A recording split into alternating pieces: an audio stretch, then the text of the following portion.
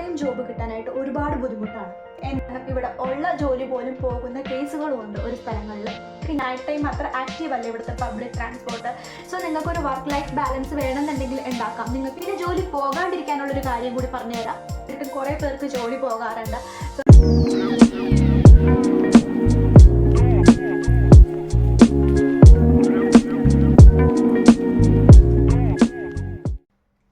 Hello everyone, ഇന്നത്തെ video എന്ന് പറയുന്നത് പാർട്ട് ടൈം ജോബിനെ കുറിച്ചിട്ടാണ്. ഇപ്പോൾ ഒരുപാട് സ്റ്റുഡൻസ് പാർട്ട് ടൈമിന് വേണ്ടിയിട്ട് അന്വേഷിച്ച് നടക്കുകയാണ്. ഇപ്പോൾ ഇവിടെ ഓൾറെഡി സ്റ്റേ ചെയ്യുന്ന കുട്ടികൾക്കായാലും ഇവിടെ പുതിയതായിട്ട് വന്ന കുട്ടികൾക്കായാലും പാർട്ട് ടൈം ജോബ് കിട്ടാനായിട്ട് ഒരുപാട് ബുദ്ധിമുട്ടാണ്. എന്തുകൊണ്ടാണ് നമുക്ക് ജോലി കിട്ടാൻ ഇത്ര പ്രയാസം എന്ന് ചോദിച്ചു കഴിഞ്ഞാൽ ദ ഫസ്റ്റ് മെയിൻ റീസൺ എന്ന് പറയുന്നത് കോമ്പറ്റീഷൻ ആണ്.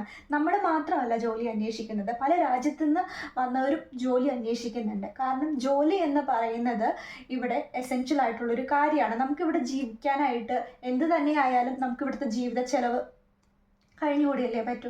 കാരണം ഇവിടെ വരുന്ന ഓരോ സ്റ്റുഡൻസിനായി കഴിഞ്ഞാലും നമുക്ക് ഇവിടുത്തെ ജീവിത ചെലവ് മീറ്റ് ചെയ്യണം. ജീവിത ചെലവെന്ന് പറഞ്ഞാൽ മിനിമം ഒരു മാസം നമുക്കൊരു 500 യൂറോ സ്റ്റുഡൻസിന് ഒരു 500 യൂറോ കയ്യിലുണ്ടെന്നുണ്ടെങ്കിൽ മാത്രമാണ് നമുക്ക് ജീവിത ചെലവ് മീറ്റ് ചെയ്യാൻ പറ്റത്തുള്ളൂ. അതും ഓരോ സ്ഥലത്തിനെ ഡിപ്പെൻഡ് ചെയ്തിട്ടാണ്. ചില സിറ്റീസിൽ 500 ഉണ്ടെന്നുണ്ടെങ്കിൽ കൂട്ടിയിട്ട് നമുക്ക് ജീവിക്കാൻ പറ്റത്തില്ല.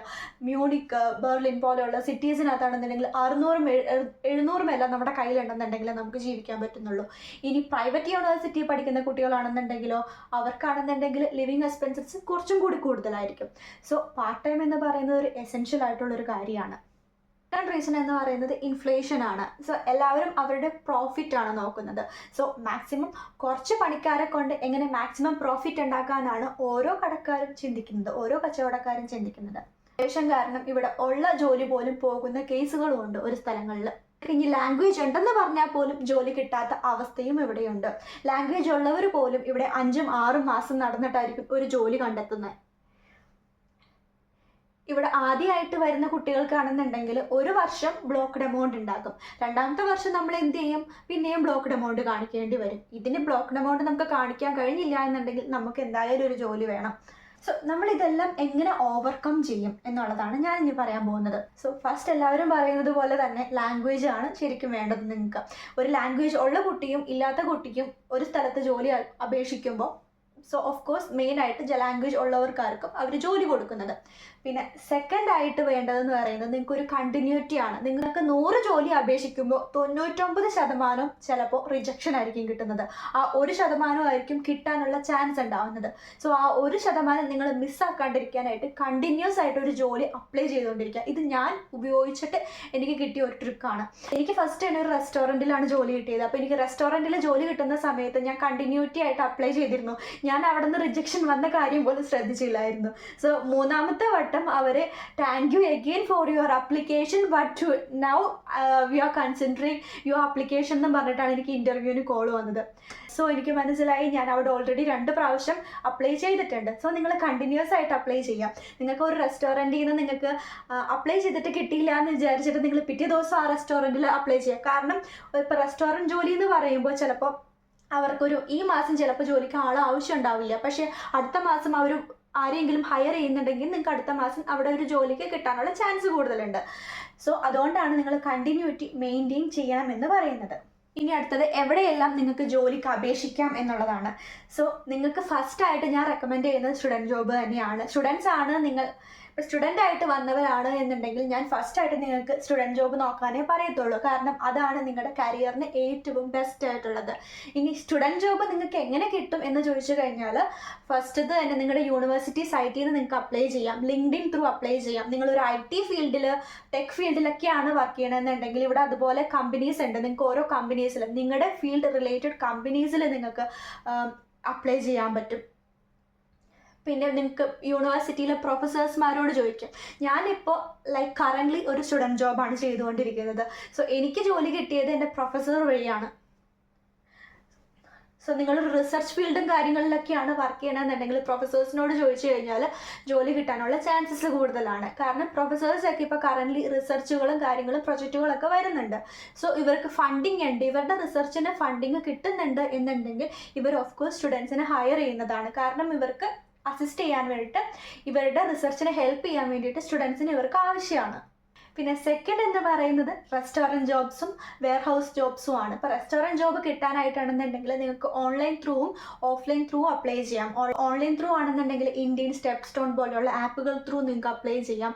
അതല്ല ഡയറക്റ്റ് ആയിട്ട് നിങ്ങൾക്ക് റെസ്റ്റോറൻറ്റിൽ പോയിട്ടാണെന്നുണ്ടെങ്കിൽ നിങ്ങൾക്ക് ഓൾറെഡി അവരോട് സംസാരിക്കാം. വേക്കൻസി ഉണ്ടെന്നുണ്ടെങ്കിൽ അവർ നിങ്ങൾക്ക് അവിടെ ജോലി തരുന്നതാണ്. പിന്നെ വെയർ ഹൗസസ് ആയിട്ടുള്ള ആമസോൺ, DHL, ഫ്ലിങ്ക്, ഫ്ലാഷൻ പോസ്റ്റ്, അങ്ങനെ ഒരുപാട് വെയർ ഹൗസസ് ഉണ്ട്. അവിടെയും നിങ്ങൾക്ക് എന്താണ് ജോലിക്ക് അപ്ലൈ ചെയ്യാവുന്നതാണ്. നിങ്ങൾക്ക് ലാംഗ്വേജ് പഠിക്കാൻ ഒരുപാട് സമയം എടുക്കുന്ന ഒരാളാണ്, നിങ്ങൾക്ക് ലാംഗ്വേജ് തീരെ അറിയില്ല എന്നുണ്ടെങ്കിൽ നിങ്ങൾക്ക് അപ്ലൈ ചെയ്യാൻ പറ്റുന്ന ജോലി എന്ന് പറയുന്നത് baby sitting, cleaning jobs, old age ഹോംസിലുള്ള ഇതൊക്കെയാണ്. ഒന്നും അധികം ലാംഗ്വേജ് നിങ്ങൾക്ക് ആവശ്യമില്ല. നിങ്ങളുടെ കോഴ്സ് നിങ്ങളുടെ യൂണിവേഴ്സിറ്റി കുറച്ച് ഗ്രാമപ്രദേശങ്ങൾ, ഇപ്പോൾ ജർമ്മനിയിൽ കുറച്ച് ഗ്രാമപ്രദേശങ്ങളായിട്ടുള്ളൊരു പ്ലേസസും ഉണ്ട്, സിറ്റീസും ഉണ്ട്. സോ നിങ്ങൾ സിറ്റീസിൽ മാക്സിമം താമസിക്കാൻ നോക്കുക. കാരണം സിറ്റീസിലായിരിക്കും ജോബ് ഓപ്പർച്യൂണിറ്റീസ് കൂടുതലുള്ളത്. ജോലിക്ക് മെയിനായിട്ട് എംപ്ലോയർ നോക്കുന്നത് നമ്മൾ എപ്പോഴും അവൈലബിൾ ആണോ, രാവിലെയും രാത്രിയും എപ്പോഴും നമുക്ക് അവൈലബിൾ ആണോ എന്നാണ്. ഇവിടെ ട്രെയിൻ പബ്ലിക് ട്രാൻസ്പോർട്ട് ആക്റ്റീവ് ആണ് എന്നുണ്ടെങ്കിൽ കൂടിയിട്ട് നൈറ്റ് ടൈം അത്ര ആക്റ്റീവ് അല്ല ഇവിടുത്തെ പബ്ലിക് ട്രാൻസ്പോർട്ട്. പിന്നെ ജർമ്മൻസിന് തന്നെ അറിയാം ഇവിടുത്തെ പബ്ലിക് ട്രാൻസ്പോർട്ട് എപ്പോഴൊക്കെ ക്യാൻസൽ ആകും, എപ്പോഴൊക്കെ ഡിലേ ആകും എന്നുള്ളൊരു കാര്യം തന്നെ. അതുകൊണ്ട് നമ്മൾ മാക്സിമം അവൈലബിൾ ആണോ എന്നുള്ള കാര്യങ്ങളെല്ലാം നോക്കും. ജോലി കിട്ടാൻ ചാൻസ് ഉള്ള സിറ്റി ഏതാണോ അതിനനുസരിച്ച് ഇപ്പം നിങ്ങളുടെ കോഴ്സ് നടക്കുന്ന ഏരിയയിൽ ഒരു മെയിനായിട്ട് ഏതെങ്കിലും ഒരു സിറ്റി ഉണ്ടാവും. നിങ്ങൾ അപ്പോൾ പഠിക്കാൻ ക്ലാസ്സിന് ഒരു മണിക്കൂർ ട്രാവൽ ചെയ്തിട്ട് പോകാൻ പറ്റിയാലും ജോലി കുറച്ചും കൂടി അടുത്താവുന്ന രീതിയിൽ നിങ്ങൾ മാക്സിമം നിൽക്കാൻ നോക്കാം. പിന്നെ ജർമ്മനിയിലുള്ളൊരു ഓപ്ഷനാണ് നിങ്ങൾക്ക് സ്റ്റഡീസ് എത്ര നാൾ വേണമെങ്കിലും നിങ്ങൾക്ക് എക്സ്റ്റെൻഡ് ചെയ്ത് കൊണ്ടുപോകാം. സോ നിങ്ങൾക്കൊരു വർക്ക് ലൈഫ് ബാലൻസ് വേണമെന്നുണ്ടെങ്കിൽ ഉണ്ടാക്കാം. നിങ്ങൾക്ക് ഒരു 6 മാസക്കാലം ഫുൾ ടൈം ജോബ് ചെയ്തിട്ട് 6 മാസക്കാലം സ്റ്റഡീസിൽ കോൺസെൻട്രേറ്റ് ചെയ്യണമെന്നുണ്ടെങ്കിൽ അങ്ങനെ ചെയ്യാം. സോ സ്റ്റഡീസിന് നിങ്ങൾ ഇമ്പോർട്ടൻസ് തന്നെ കൊടുക്കണം എന്നേ ഞാൻ പറയത്തുള്ളൂ. ജോലി തീരെ കിട്ടാൻ ബുദ്ധിമുട്ടാണ്, ഇവിടെ സർവൈവ് ചെയ്യാനും ബുദ്ധിമുട്ടായിട്ടുള്ള സ്റ്റുഡൻസിന് ഞാനിത് റെക്കമെൻഡ് ചെയ്യത്തുള്ളൂ. കാരണം മാക്സിമം നമ്മൾ ഇവിടെ പഠിക്കാൻ വന്നേക്കുന്നതുകൊണ്ട് പഠിത്തത്തിലായിരിക്കണം കൂടുതൽ ഫോക്കസ് ചെയ്യേണ്ടത്. പക്ഷേ നമുക്ക് ഒരു ജോലി എന്ന് പറയുന്നതും ഒരു എസെൻഷ്യൽ ആയിട്ടുള്ളൊരു ഫാക്ടറാണ്. നിലവിലത്തെ സാഹചര്യങ്ങളിൽ റെസ്റ്റോറൻറ്റുകളിൽ എല്ലാവർക്കും ഫുൾ ടൈം ജോബേഴ്സിനെയാണ് ആവശ്യം, സ്റ്റുഡൻസിനെ ആവശ്യമില്ല. കാരണം എന്ന് വെച്ചാൽ സ്റ്റുഡൻസ് 1 വർഷം 2 വർഷം എല്ലാം കഴിഞ്ഞിട്ട് അവർ നിർത്തിപ്പോകാണ്. റെസ്റ്റോറൻറ്റിലെ എംപ്ലോയേഴ്സിന് ഒരിക്കലും പുതിയ ആൾക്കാരെ വരുമ്പോൾ പിന്നെയും ട്രെയിൻ ചെയ്യാനായിട്ട് അവർക്ക് താല്പര്യം ഉണ്ടാകില്ല.